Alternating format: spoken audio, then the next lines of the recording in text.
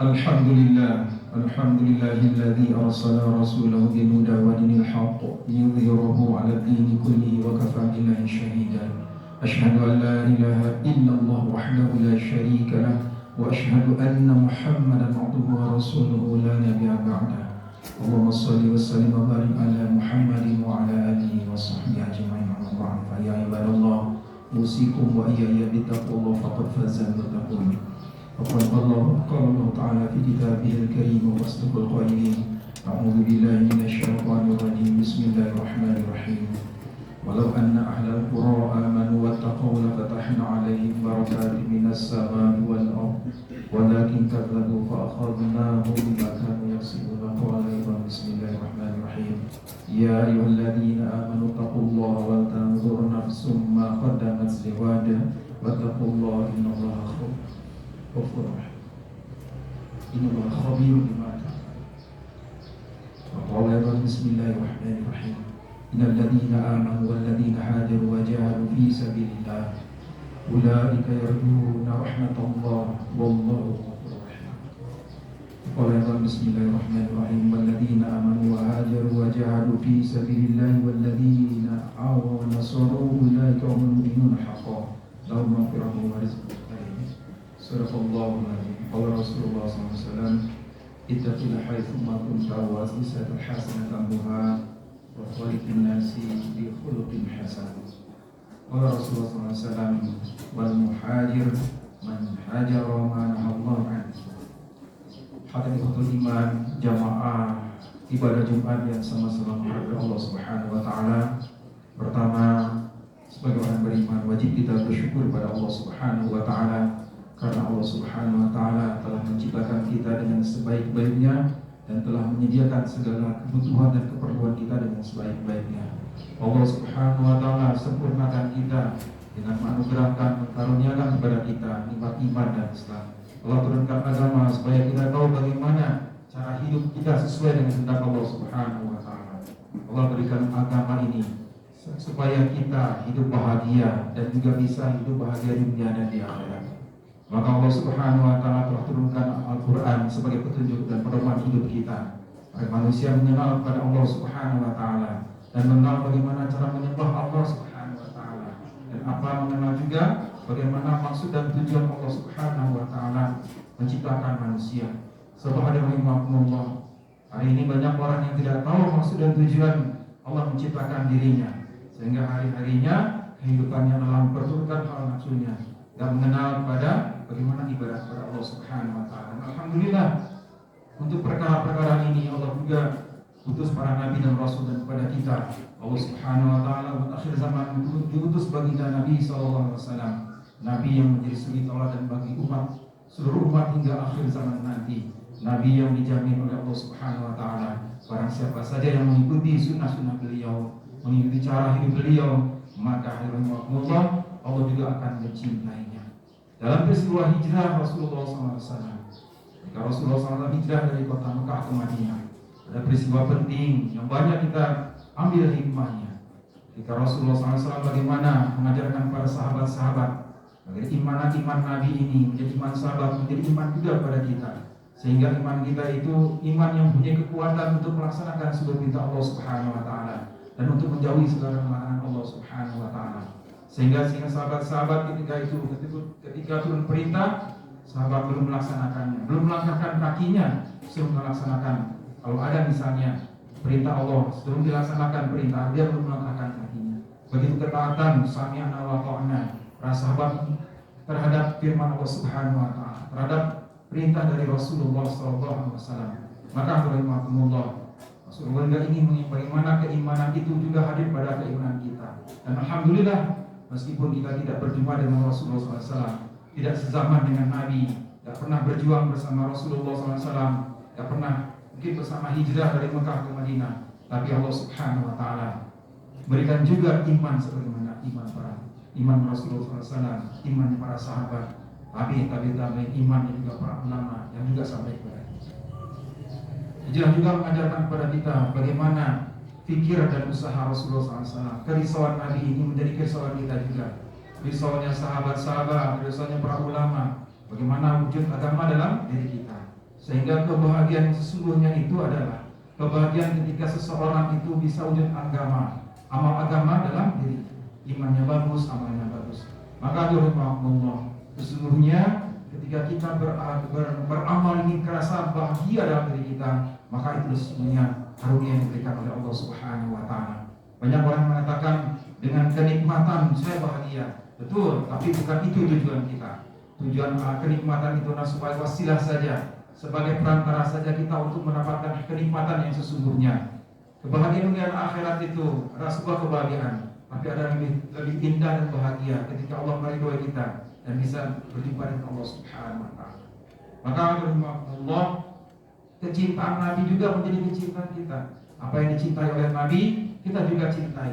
Nabi sedang melakukan hal kebaikan, kita juga menyenangi kebaikan-kebaikan. Sebab dengan demikian, itulah turun keberkahan dalam kehidupan kita. Banyak kebaikan-kebaikan yang diberikan oleh Allah Subhanahu wa taala. Asbab kita mengikuti sunnahnya Rasulullah SAW. Maka Allah, prinsip hidup Nabi, kerja Nabi, bagaimana cara hidup Nabi, maka diajarkan juga kepada kita. Ibadah-ibadah Nabi diajarkan kepada kita.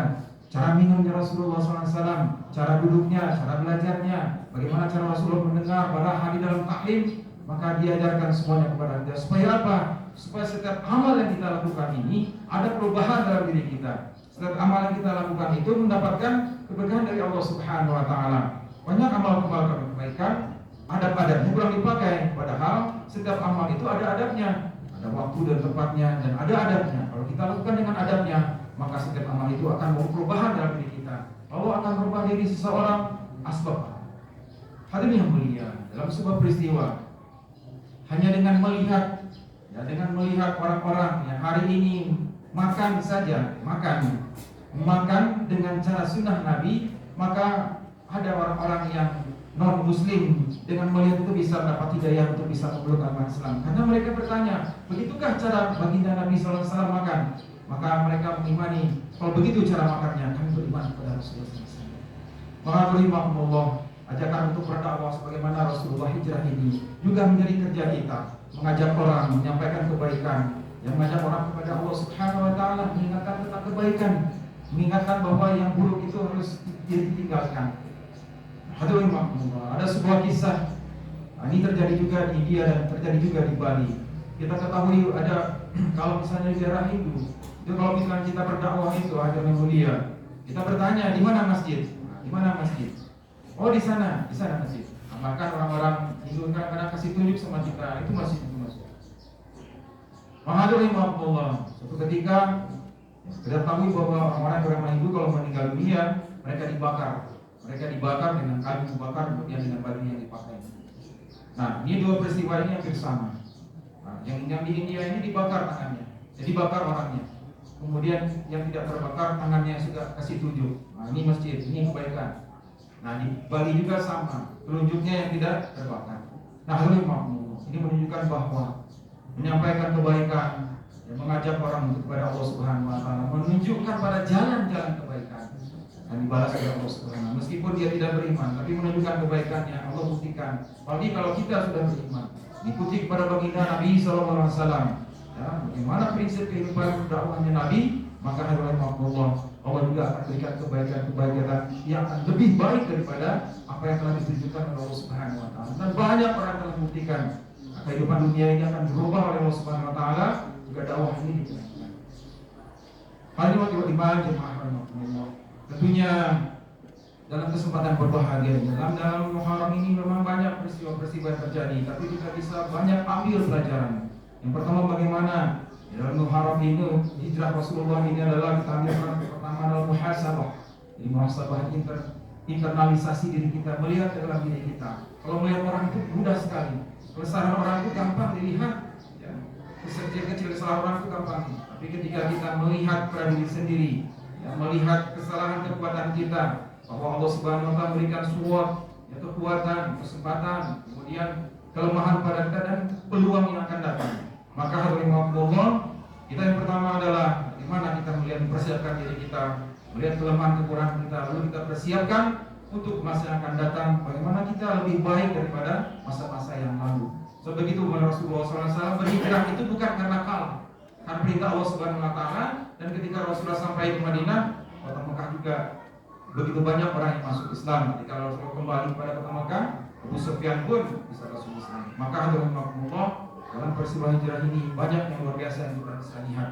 Yang kedua, sebagaimana kita lihat sejarah bagaimana Rasulullah SAW mempersaudarakan kaum Muhajirin dan Ansor, yang orang-orang yang datang dengan orang yang menerima, yang berhijrah disambut oleh orang yang menerima. Kebaikan-kebaikan ini mereka itu dipersatukan oleh Rasulullah SAW. Maka alhamdulillah sifat-sifat yang demikian, apabila siapa yang mengikutinya sifat-sifat sahabat ini, alhamdulillah Allah janjikan kepada mereka, Allah ridho kepada mereka, dan mereka ridho kepada Allah dan Allah ridho kepada mereka.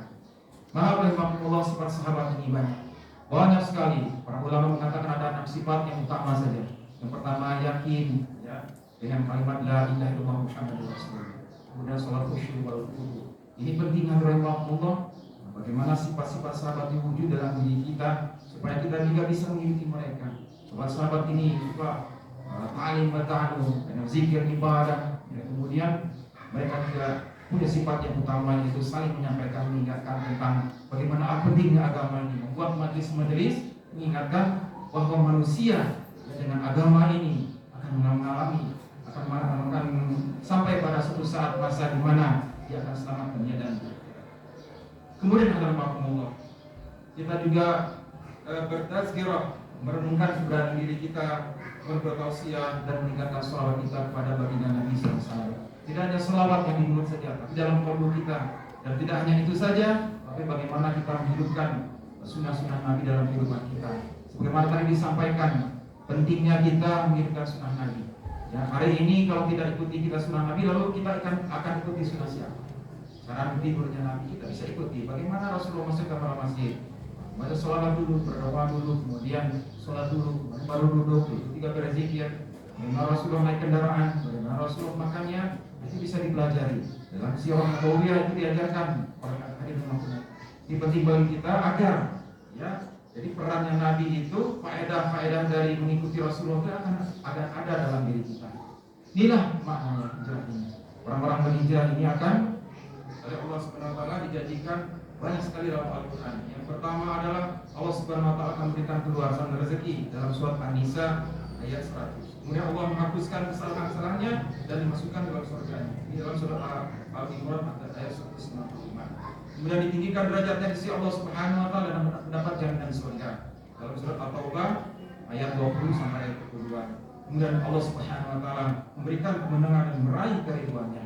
Ini dalam surat At-Taubah ayat 100. Maka alhamdulillah, ini peristiwa yang besar yang selalu kita ulang-ulang kembali dalam setiap tahunnya. Kita mengingat bagaimana Rasulullah SAW para sahabat hijrah. Agama ini sampai ke sini, sebab dari hijrahnya Rasulullah SAW. Jadi ada yang mulia, agama sampai ke negara kita, sampai ke sini tidak dibawa oleh angin, tidak oleh air, tidak oleh WA, tapi ada orang-orang yang berhijrah, berjihad, menyampaikan agama ini. Maka alhamdulillah sebagai terima kasih kita kepada mereka, maka kita bagaimana kita bersungguh-sungguh tentang agama dalam diri kita. Semoga peristiwa hijrah dalam Muharram ini membawa perubahan besar dalam diri kita kaum muslimin dan muslimat. Barakallahu li wa lakum fil Qur'an.